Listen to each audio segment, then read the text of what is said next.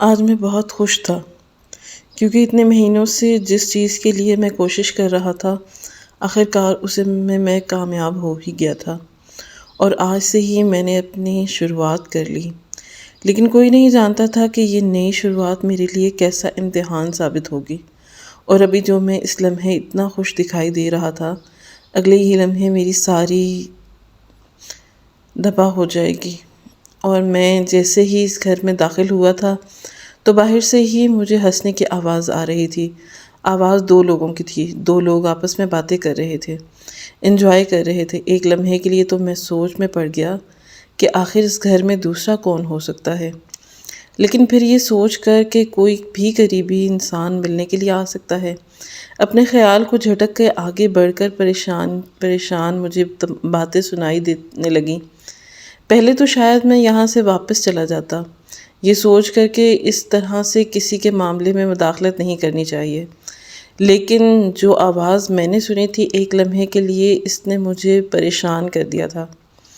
مجھ سے رہا نہیں گیا، میں فوراً ہی اس طرف بڑھا تھا، اور جس کمرے سے یہ آواز آ رہی تھی، جیسے ہی میں نے اس کمرے کا دروازہ کھولا تو سامنے کا منظر دیکھ کر میرے پیروں کے نیچے سے زمین نکل گئی۔ میں سوچ بھی نہیں سکتا تھا کہ میرے ساتھ اتنا بڑا دھوکہ ہوگا، کیونکہ سامنے تو میں ہوں عادل، اگر یوں کہا جائے کہ تھوڑا سا مغرور قسم کا انسان ہوں تو یہ بات غلط نہیں ہے، کیونکہ ہمیشہ سے ہی دوستوں نے اور سب نے مجھے یہی احساس دلایا ہے کہ میں خوبصورت ہوں۔ اس میں کوئی شک نہیں تھا کہ جب میں اپنے گھر سے باہر نکلتا تھا تو آتے جاتے لڑکیاں مجھے پلٹ کر دیکھتی تھیں۔ نہ صرف آتے جاتے بلکہ اسکول اور کالج کے زمانے میں بھی میں بہت لڑکیوں کو مجھے پسند کرتی تھی، مگر میں لڑکیوں سے دور بھاگنے والا انسان تھا، کیونکہ مجھے اپنے مستقبل پر دھیان دینا تھا، مجھے کسی قابل بننا تھا، کیونکہ یہ بات شروعات سے ہی میرے دماغ میں تھی کہ ایک کامیاب انسان سب کچھ کر سکتا ہے، اور جب میں ایک کامیاب انسان بن جاؤں گا تو سب کچھ حاصل کر لوں گا، اور اسی مقصد کے لیے اب تک میں کوشش کر رہا تھا۔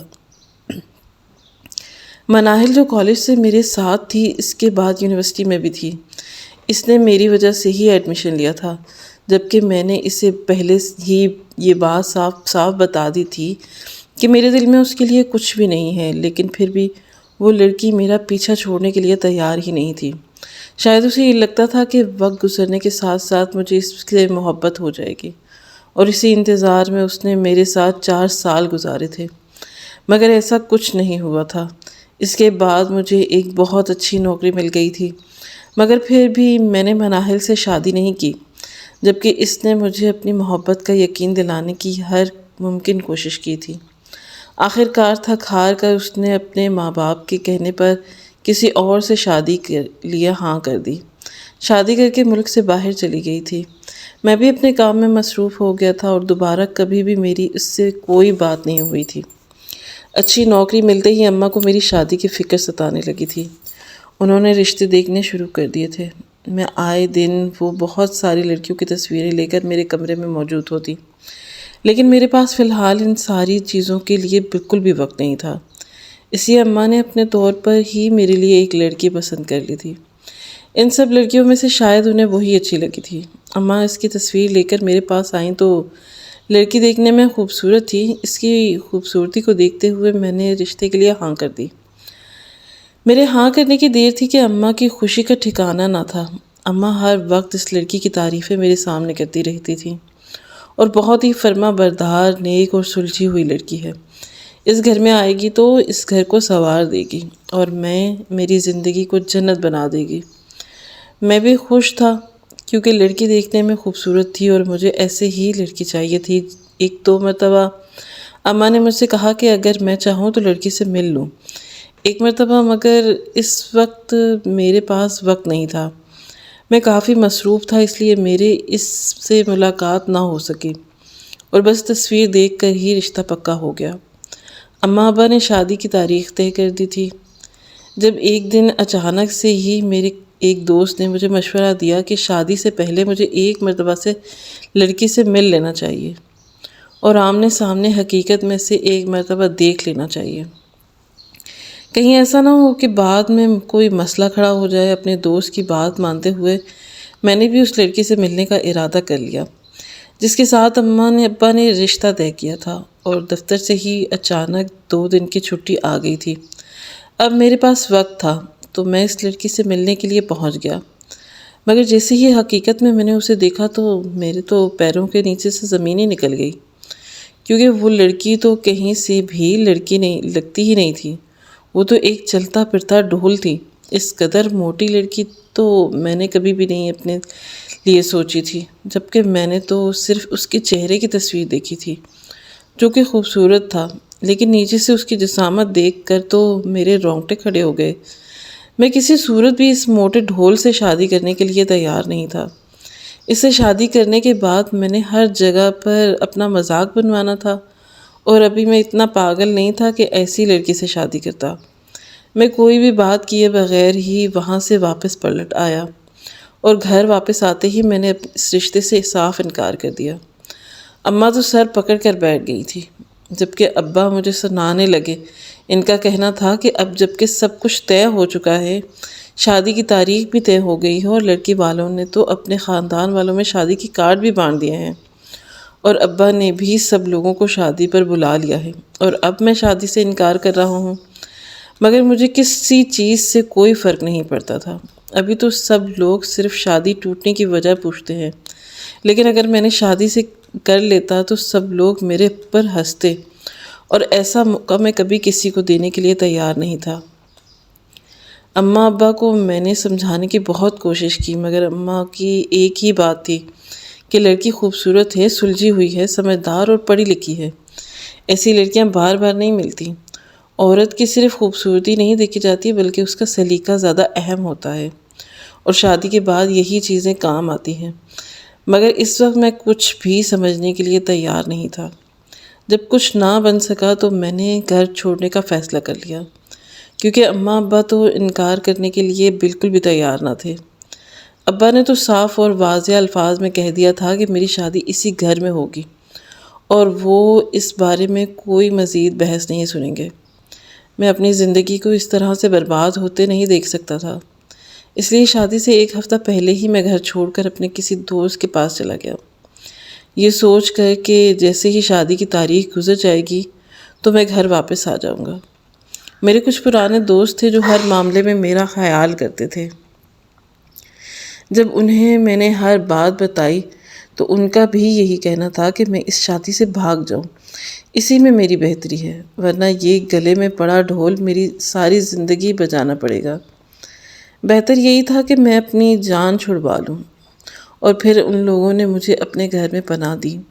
مگر ابا بھی کہاں پیچھے رہنے والے تھے، انہوں نے مجھے ڈھونڈنا شروع کر دیا، اور ان کا مشن تھا کہ شادی سے پہلے انہوں نے مجھے ڈھونڈنا ہے۔ آخرکار میرے دوستوں سے پوچھتے پوچھتے میرے اس دوست کے گھر پہنچ ہی گئے جو میرے بچپن کا دوست تھا۔ وکی سے میری بہت پرانی دوستی تھی۔ مجھے یقین تھا کہ اس نے ابا کو میرے یہاں ہونے کی اطلاع نہیں دی ہوگی۔ یقیناً یہ کوئی دوسرے دوست تھے جنہوں نے ابا کو بتا دیا ہوگا، اور ابا یہاں پر مجھے لینے کے لیے پہنچ بھی گئے۔ مگر میں نے جانے سے انکار کر دیا تو پھر انہوں نے ایک ایسی بات کہی جس نے مجھے پریشانی میں مبتلا کر دیا۔ ابا نے صاف کہہ دیا کہ اگر میں نے اس بات سے نہ مانی اور ابھی ان کے ساتھ گھر واپس نہ گیا تو جس گھر میں ہم لوگ رہتے ہیں، جو کہ میرا ہی تھا کیونکہ میں اپنے والدین کا اکلوتا بیٹا تھا، ابا کا کہنا تھا کہ اگر میں ان کی بات مانوں گا تو وہ اس گھر کو بیچ کر اس کا سارا پیسہ کسی یتیم خانے میں یا کسی ادارے میں دے دیں گے، اور مجھے اس میں سے کچھ نہیں ملے گا۔ اس لیے اگر مجھے یہ گھر چاہیے تو میں شادی سے پہلے گھر پہنچ جاؤں، تو شادی والے دن ہی وہ یہ گھر میرے نام کر دیں گے۔ ابا تو وہاں سے چلے گئے، لیکن اب میں مشکل میں پڑ گیا تھا، کیونکہ ابا کو میں جانتا تھا۔ ابا جو کہتے تھے وہ کر کے گزرتے تھے۔ اس میں کوئی شک نہیں تھا کہ وہ اگلے ہی دن یہ گھر بیچ بھی دیتے۔ جب میں نے اپنے دوست سے مشورہ کیا تو اس نے مجھ سے کہا کہ میں اپنے ابا کی بات مان لوں، اس لڑکی سے شادی کر کے گھر لے لوں، اور ویسے بھی میرے گھر والے مجھے شادی کرنے پر مجبور کر سکتے ہیں، لیکن اس موٹی لڑکی کو اپنی بیوی تسلیم کرنے پر تو مجبور نہیں کر سکتے۔ نہ اماں ابا کے کہنے پر میں شادی کر کے اسے لے آؤں گا اور گھر میں لا کر ایک کونے میں پڑا رہنے دوں۔ اس سے مجھے کیا فرق پڑتا ہے، اور خود چاہوں تو کسی بھی لڑکی سے دوسری شادی کر کے اسے کہیں بھی رکھ سکتا ہوں۔ ایسے میں یہ کوئی اتنا بڑا مسئلہ نہیں ہے۔ ہر دوسرا آدمی دو دو تین تین شادیاں کر دیتا ہے، اور اس طرح سے میرا گھر بھی میرے ہاتھ سے نہیں نکلے گا۔ اس کی بات بھی ٹھیک تھی۔ میں نے گھر جانا بہتر سمجھا اور شادی سے 2 دن پہلے گھر واپس چلا گیا۔ میں اس شادی سے خوش تو نہیں تھا، لیکن مجبوری میں مجھے سب کچھ کرنا پڑ رہا تھا، اور اس دن مجھے اندازہ ہوا تھا کہ صرف لڑکیوں کی یہ زبردستی شادی نہیں ہوتی، بلکہ کبھی کبھار گھر والے لڑکوں کے ساتھ بھی زبردستی کرتے ہیں، ان کی شادیاں کروا دیتے ہیں، اور وہ لڑکی تو ابھی میری بیوی بن کے اس گھر میں آئی بھی نہیں تھی۔ اس کے آنے سے پہلے ہی دل میں اس کے لیے نفرت پیدا ہو گئی تھی۔ اب کسی صورت بھی میں کم ہونے والی نہیں تھی، مگر جو قسمت کو منظور تھا۔ اگلے ہی دن دھوم دھام سے میری اماں ابا اپنی اس موٹی بہو کو بیاہ کر گھر لے آئے تھے، اور وہ موٹی لڑکی جس نے مجھے شدید نفرت تھی، اگلے دن میرے کمرے میں میری دلہن بن کر بیٹھی تھی، جسے میں ایک نظر دیکھنا پسند نہیں کرتا تھا۔ شادی کے پہلے دن ہی میں نے بنا اس لڑکی کے جذبات کا خیال کیے اپنی ساری نفرت اور بھڑاس اس پر نکال دی۔ اسے صاف اور واضح الفاظ میں کہہ دیا کہ اب اس گھر میں وہ آ گئی تھے تو اپنی حد میں رہے، میرے قریب آنے کی اسے ضرورت نہیں ہے، اور نہ ہی اپنا حق مانگنے کی کوئی ضرورت ہے، کیونکہ میں اسے اپنی بیوی مانتا ہی نہیں ہوں، اور یہ شادی زبردستی ہوئی ہے۔ اسی لیے وہ جتنا مجھ سے دور رہے گی اس کے لیے اتنا ہی بہتر ہوگا، اور اگر اس نے میرے کبھی کسی کام میں مداخلت کی تو اس کی ذمہ دار وہ خود ہوگی۔ اگر میں اس سے شادی کر سکتا ہوں تو میں اسے اس کے گھر سے نکال بھی سکتا ہوں۔ یہ کہہ کر میں اپنے کمرے سے نکل گیا تھا۔ چھت پر جا کر میں نے اپنی پوری رات گزاری۔ ابا کو تو اس بات کا علم بھی نہیں ہوا تھا، لیکن اماں جو کہ فجر سے پہلے ہی جاگ جاتی تھی، انہیں اس بات کا علم ہو گیا تھا کہ میں نے پوری رات چھت پر گزاری ہے۔ اس لیے وہ میرے پاس آئیں اور انہوں نے مجھے اپنے طور پر سمجھانا شروع کیا۔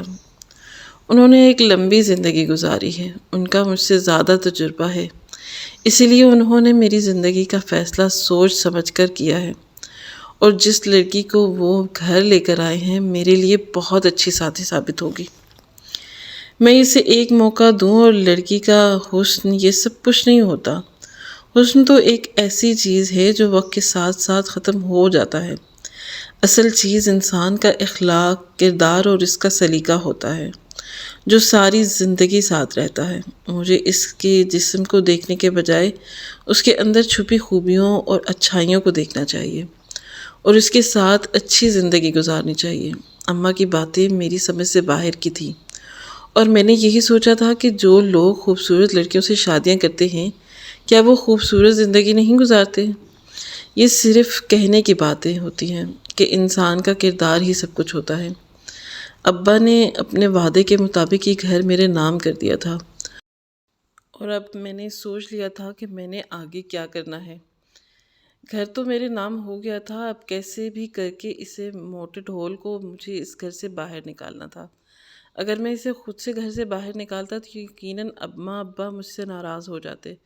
یہ تو میں بالکل نہیں چاہتا تھا، اس لیے میں نے ارادہ کر لیا تھا کہ میں اس لڑکی کو اس قدر پریشان کروں گا، اس سے اس قدر عاجز کر دوں گا تو وہ خود سے یہ گھر چھوڑ کر چلی جائے گی۔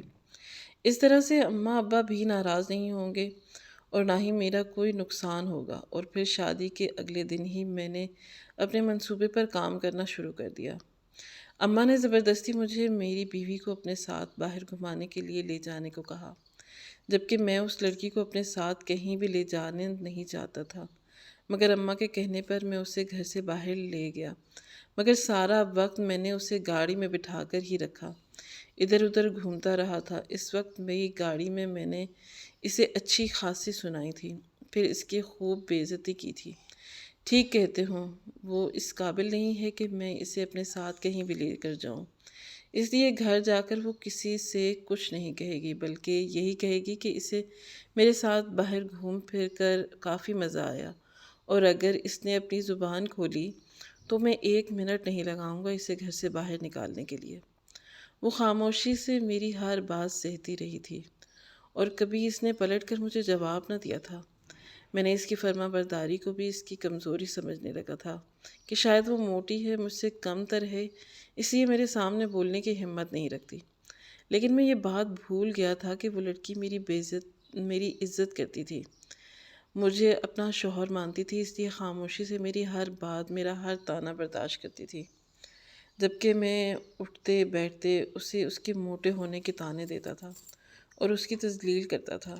ہماری شادی کو ایک ہفتہ ہی گزرا تھا جب خاندان میں ایک شادی تھی، میری پھپھو کے بیٹے کی شادی طے ہو گئی تھی اور انہوں نے ہم سب کو خاص طور پر بلایا تھا اور اماں ابا سے خاص طور پر کہا تھا کہ وہ اپنی بہو کو لازمی لے کر آئیں۔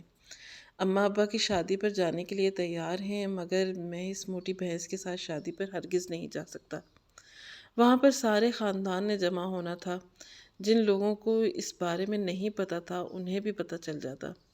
سب لوگ میرا مذاق اڑاتے، مگر اماں نے مجھے جانے کے لیے مجبور کیا، یہ کہتے ہوئے کہ کوئی کچھ نہیں کہے گا، میں ان کے ساتھ چلوں، اور وہاں جا کر ویسے بھی تو میں نے مردوں کے ساتھ ہی زیادہ وقت گزارنا تھا، اور اماں اسے لے کر عورتوں کی طرف چلی جائیں گی تو کوئی مجھے کچھ نہیں کہے گا۔ میں ابا کی خاطر چلوں، ورنہ وہ مجھ سے ناراض ہو جائیں گے کہ ان کی بہن نے خاص طور پر ہم دونوں کو بلوایا تھا اور میں نے جانے سے صاف انکار کر دیا تھا۔ اب ابا کی ناراضگی کے ڈر سے میں نے ہاں کر دی اور ان کے ساتھ شادی پر چلا گیا۔ لیکن وہاں جا کر مجھے اس بات کا شدت سے احساس ہوا تھا کہ میں نے اپنی زندگی کا اتنا بڑا فیصلہ غلط کیا ہے۔ میری پھپھو کے بیٹے کی بیوی کو دیکھ کر مجھے اپنی بیوی پر اور بھی غصہ آنے لگا تھا۔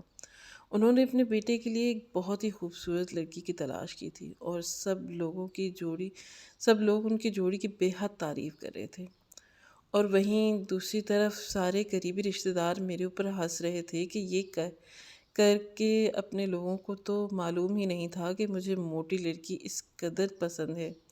میں غصے سے وہاں سے واپس آ گیا۔ اماں ابا اگلے دن آئے تھے اور پھر اگلے دن سے ہی میں نے اپنی بیوی پر ظلم کرنا شروع کر دیا۔ اس کا موٹاپا ہی سب سے بڑی پریشانی اور سب سے بڑی مصیبت تھی، اس لیے میں نے سوچا تھا کہ میں اسے اپنے طریقے سے ٹھیک کروں گا۔ جو کام اسے شادی سے پہلے کرنا چاہیے تھا اور اس نے نہیں کیا تھا، وہی کام میں اپنے طریقے سے اس سے کرواؤں گا۔ میں نے اسے سختی سے منع کیا تھا کہ 3 وقت کے کھانے میں سے وہ صرف ایک ہی وقت کا کھانا کھائے گی، تاکہ تھوڑی سی تو اس کے موٹاپے میں کمی آئے۔ صبح اٹھتے ہی میں اسے واش روم میں بند کر دیتا اور اماں ابا کے ساتھ ناشتہ کرنے کے لیے بیٹھ جاتا اور ان سے یہی کہتا کہ وہ سو رہی ہے، اس لیے میں نے اسے جگانا مناسب نہیں سمجھا۔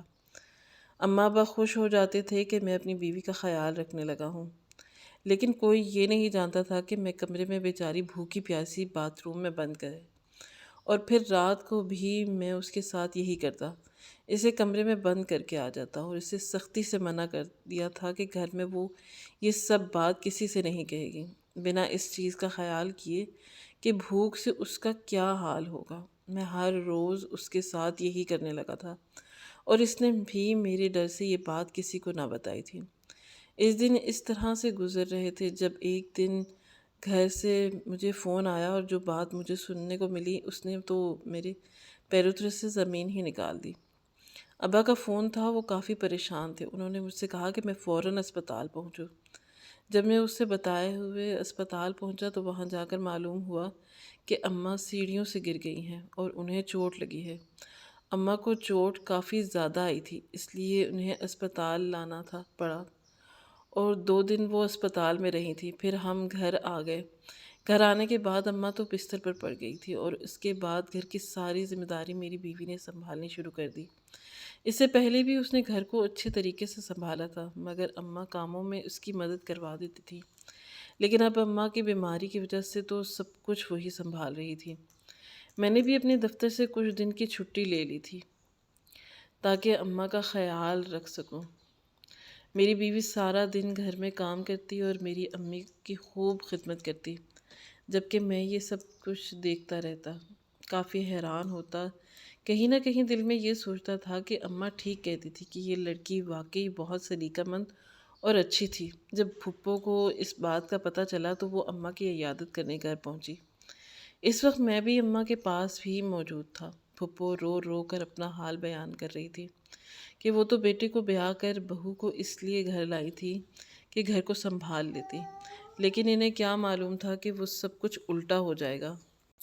انہوں نے بتایا کہ وہ پچھلے 1 مہینے سے بیمار ہیں، لیکن پھر بھی سارے گھر کو انہوں نے خود سنبھالا ہوا ہے، جبکہ ان کی بہو، جس کی لوگوں نے بے حد تعریف کی تھی کہ دیکھنے میں بہت ہی خوبصورت ہے، آج وہ اس بہو سے بے حد تنگ ہے۔ جبکہ اماں سے وہ کہنے لگیں کہ اماں نے بالکل ٹھیک کیا، لڑکی کی خوبصورتی نہیں دیکھی بلکہ اس کی اچھائی کو دیکھ کر اسے بیاہ کر لائیں۔ اس لیے تو آج اماں پرسکون ہیں۔ کیسے میری بیوی نے ہر چیز کو سنبھالا تھا اور اماں کی خدمت میں لگی رہتی تھی، اور ایک دن ان کی بہو تھی جو دیکھنے میں تو بہت خوبصورت تھی لیکن کسی کام کو ہاتھ نہیں لگاتی تھی، یہ کہتے ہوئے کہ اس کے ہاتھ خراب ہو جائیں گے۔ ایسی خوبصورتی کا کیا کرنا تھا جب عورت گھر سنبھالنا ہی نہ جانتی ہو؟ میں اس کی باتیں سن کر سوچ میں پڑ گیا، اور میں یہ فیصلہ نہیں کر پا رہا تھا کہ ان دونوں چیزوں میں سے کیا ٹھیک تھا اور کیا نہیں۔ پھوپھو اپنے گھر واپس چلی گئی تھی۔ گھر میں سب کچھ پہلے کی طرح معمول پر آ گیا تھا۔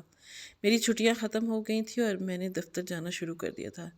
ان ساری باتوں کے باوجود بھی میں نے اپنی بیوی کو اس کا مقام نہیں دیا تھا، لیکن اب پہلے کی طرح میں نے نہ تو اسے پریشان کرتا تھا اور نہ ہی اس کے موٹے ہونے پر اس پر کوئی طنز کرتا تھا۔ رات کو دفتر سے آ کر میں اماں کے پاس ہی زیادہ وقت گزارتا تھا، اس لیے میری بیوی سے میرا سامنا کم ہی ہوتا تھا۔ وقت اسی طرح سے گزرتا رہا اور پھر ہمارے پڑوس میں ہی نئے لوگ رہنے کے لیے آئے۔ اس گھر میں جو نئے لوگ رہنے کے لیے آئے تھے، ان میں صرف ماں بیٹی ہی تھی، اس لیے انہوں نے گھر میں سامان سیٹ کرنے کے لیے مجھ سے میری مدد مانگی۔ پہلے تو میں شاید انکار کر دیتا، لیکن پھر کچھ سوچ کر میں نے ان کی مدد کر دی، اور اس طرح سے ان کا کوئی بھی کام ہوتا تھا تو وہ مجھے کہتی تھی۔ میں ان کے گھر بھی چلا جاتا تھا۔ ان کی بیٹی دیکھنے میں بے حد خوبصورت تھی، اور دیکھتے ہی دیکھتے وہ لڑکی مجھے اچھی لگنے لگی۔ میں جو تھوڑا بہت اپنی بیوی کو لے کر نرم پڑا تھا، ان کی خدمت متاثر ہوا تھا۔ اسی نئی لڑکی نے آ کر دوبارہ سے مجھے یہ سوچنے پر مجبور کر دیا تھا کہ خوبصورتی سے بڑھ کے اس دنیا میں کچھ بھی نہیں ہے، اور پھر میں اس لڑکی کے چکر میں الجھنے لگا۔ بہانے بہانے سے میں اس کے گھر جانے لگا، جبکہ اس کی ماں بھی مجھے اس بات پر کوئی روک ٹوک نہیں کرتی تھی، اور صبح ہو جاتی تھی اور شام کو گھر لوٹتی تھی۔ شاید کسی دفتر میں نوکری کرتی تھی، جبکہ اس کی بیٹی گھر میں اکیلی رہتی، اور میرا جب دل کرتا میں ان کے گھر پہنچ جاتا، اس لڑکی سے خوب باتیں کرتا، اس کے ساتھ وقت گزارتا۔ میں اسے اپنے ساتھ گھر سے باہر بھی لے جاتا، اور پھر وہ لڑکی آہستہ آہستہ میرے ساتھ گھومنے پھرنے لگی۔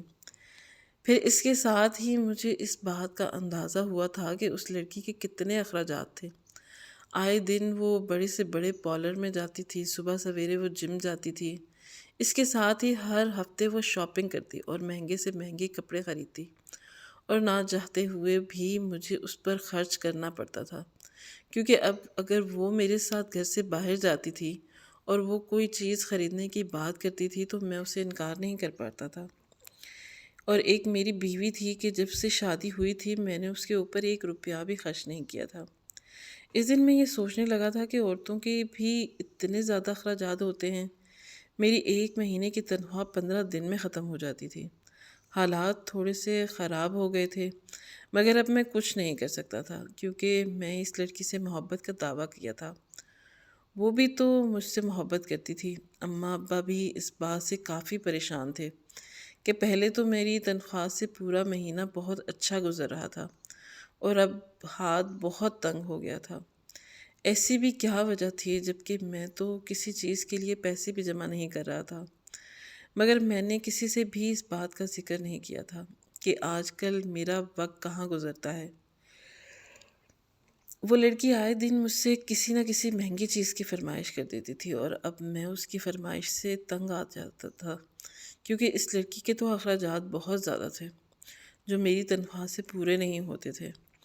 اس کے لیے میں نے اپنے چند دوستوں سے قرض بھی لے لیا تھا، مگر میں یہ نہیں جانتا تھا کہ اب میں وہ قرض کیسے ادا کروں گا۔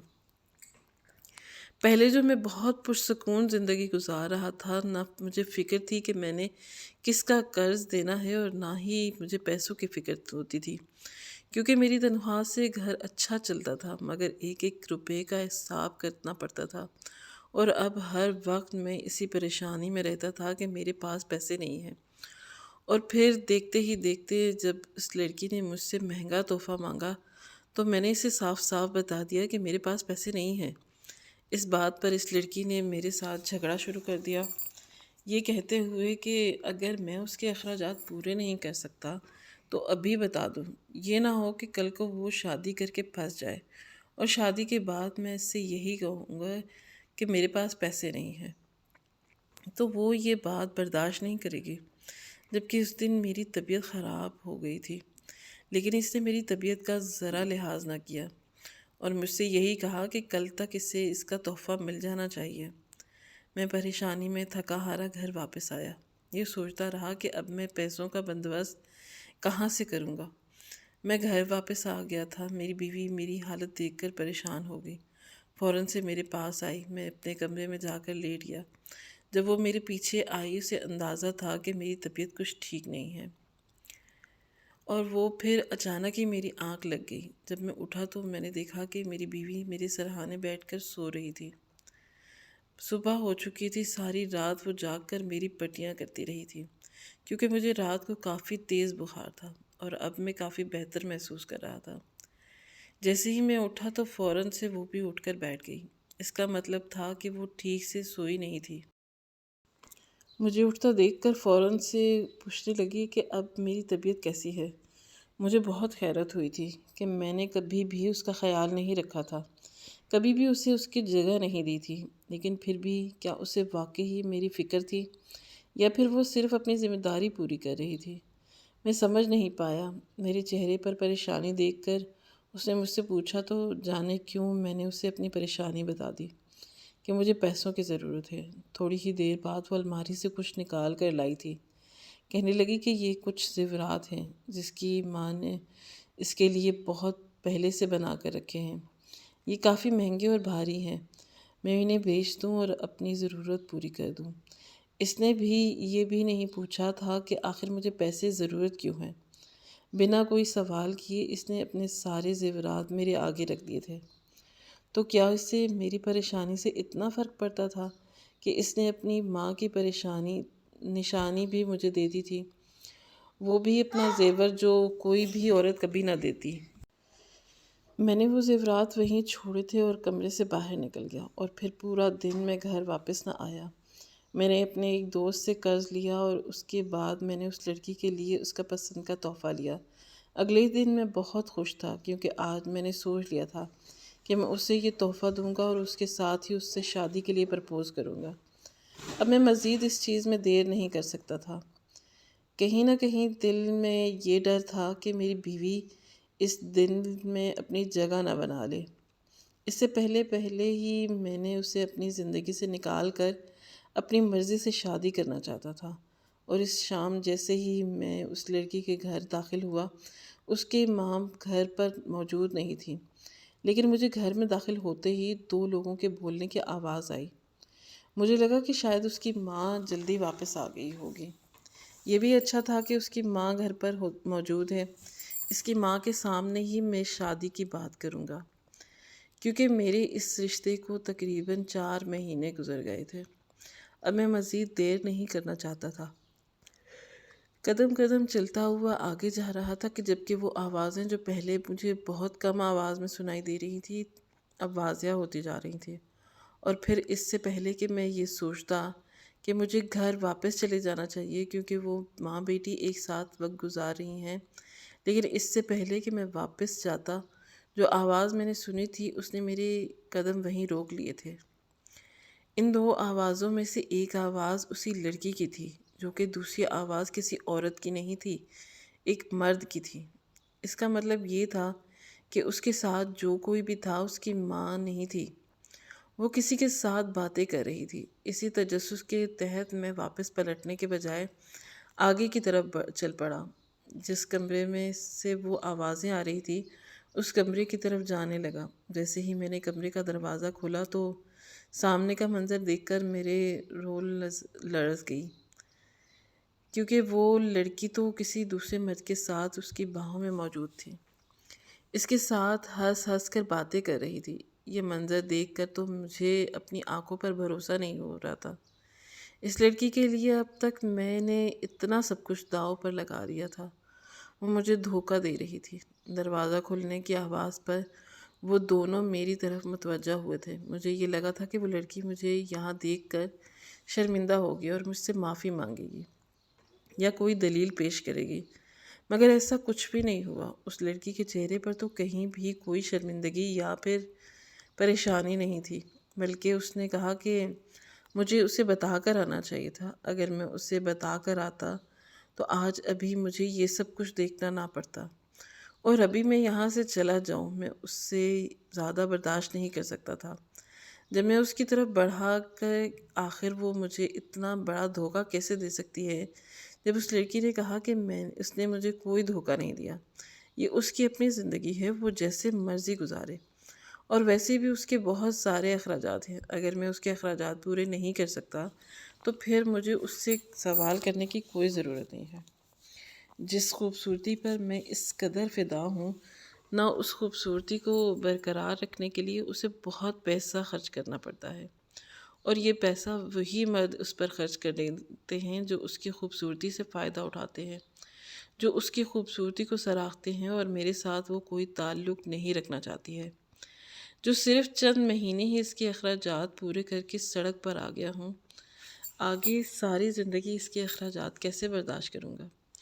ہر مرد کو بیوی کے روپ میں ایک خوبصورت لڑکی چاہیے ہوتی ہے، لیکن اس بات سے وہ انجان ہوتا ہے کہ اس خوبصورتی پر بہت سارے پیسے بھی خرچ کرنا پڑتے ہیں جو وہ خرچ کرنے کے لیے بالکل بھی تیار نہیں تھا۔ لیکن بیوی اسے خوبصورت چاہیے ہوتی ہے، جبکہ اوقات اس کے چند پیسے خرچ کرنے کی بھی نہیں ہوتی۔ اور اب میرے لیے بہتر یہی تھا کہ میں یہاں سے چلا جاؤں۔ اس لڑکی کی باتیں سن کر مجھے واقعی ہی میں اندازہ ہوا تھا کہ وہ جو کچھ بھی کہہ رہی تھی بالکل ٹھیک کہہ رہی تھی۔ میں نے اپنی بیوی کو ہر وقت موٹا ہونے کی طعنہ دیتا تھا، اسے یہ کہتا تھا کہ وہ باقی لڑکیوں کی طرح خوبصورت نہیں ہے، تو کیا میں نے کبھی اس کے اوپر پیسہ خرچ کیا تھا؟ خوبصورتی کو برقرار رکھنے کے لیے بھی پیسے کی ضرورت ہوتی ہے۔ جس طرح وہ لڑکی اپنے اوپر لاکھوں روپے خرچ کرتی تھی، میں نے تو کبھی اپنی بیوی پر 1 روپیہ بھی خرچ کر نہیں سکتا تھا، تو پھر مجھے کیسے اسے دوسری لڑکیوں سے ملا سکتا تھا؟ مگر پھر بھی میری بیوی میری اتنی عزت کرتی تھی، مجھ سے محبت کرتی تھی۔ اس نے مجھ سے کچھ نہیں مانگا تھا، یہاں تک کہ جو کچھ اس کے پاس تھا وہ بھی مجھے دینے کے لیے تیار ہو جاتی تھی۔ میرے گھر کو سنبھال رہی تھی، اور ایک یہ لڑکی تھی کہ جس نے میری سچی محبت کی قدر نہیں کی تھی۔ میں نے اس کے اوپر اتنا پیسہ خرچ برباد کر دیا تھا، اور آخر میں اس لڑکی نے کس طرح سے مجھے اپنے گھر سے نکال دیا تھا، یہ کہتے ہوئے کہ میں اس کے قابل نہیں۔ میں گھر واپس آ گیا تھا، اور پھر آخر کار شادی کے 6 مہینے بعد اس بات کا احساس ہو ہی گیا تھا کہ باہر کی لڑکی میں اور ایک بیوی میں بہت فرق ہوتا ہے۔ باہر کی لڑکیاں جتنی بھی خوبصورت ہوں، اس بات سے کوئی فرق نہیں پڑتا، لیکن بیوی کے لیے انسان کو کسی ایسی لڑکی کا انتخاب کرنا چاہیے جو ہر دکھ سکھ میں اس کا ساتھ دے۔ کسی لڑکی کی خوبصورتی سے متاثر ہو کر اسے اپنی زندگی میں شامل نہیں کرنا چاہیے، بلکہ اس کی سیرت کو مد نظر رکھتے ہوئے اور اس کی اچھائیوں کو مد نظر رکھتے ہوئے اپنی زندگی کا فیصلہ لینا چاہیے۔ اور اماں نے بالکل ٹھیک فیصلہ کیا تھا، مگر مجھے یہ بات بہت دیر سے سمجھ آئی تھی، جبکہ میری بیوی بھی میری خوشی کی خاطر اپنے آپ کو خوبصورت بنانے کے لیے کوشش شروع کر چکی تھی، اور اب وہ پہلے سے اپنا وزن کافی کم کر چکی تھی۔ میں یہ بات جان کر بہت خوش ہوا تھا کہ اسے میری خوشی کا اس قدر خیال تھا۔ اس دوسری لڑکی نے میری آنکھیں کھول کر رکھ دی تھی، اور اب میں اپنی بیوی کے پاس لوٹ آیا تھا، ہمیشہ ہمیشہ کے لیے۔ وہ جیسی بھی تھی مجھے قبول تھی، اسے کچھ بھی کرنے کی ضرورت نہیں تھی۔ وہ جیسے بھی تھی بہت ہی خوبصورت تھی، اور مجھے ہر حال میں پسند تھی۔ میں نے اسے دل سے قبول کیا تھا۔ پھر جب میں نے اس سے پوچھا کہ وہ میری ہر بات کو کیوں برداشت کرتی تھی، تو اس کا کہنا تھا کہ سب سے بڑھ کر تو میں اس کا شوہر ہوں، اور دوسرا وہ مجھ سے محبت کرتی ہے، اس لیے وہ میری ہر بات کو خاموشی سے سن لیتی تھی۔ اسے یقین تھا کہ میں ایک دن اس کے پاس لوٹ کر ضرور آؤں گا، اور اس کا یقین صحیح ثابت ہوا تھا۔ میں اپنی بیوی کے پاس واپس لوٹ آیا تھا۔ میں بھی اس سے بہت محبت کرتا تھا۔ ہم دونوں ہنسی خوشی خوبصورت زندگی گزارنے لگے تھے۔ اب میں نے خوبصورتی کے پیچھے بھاگنا چھوڑ دیا تھا۔ مجھے سمجھ آ گئی تھی کہ خوبصورتی ایک سیراب کے علاوہ کچھ نہیں ہوتی۔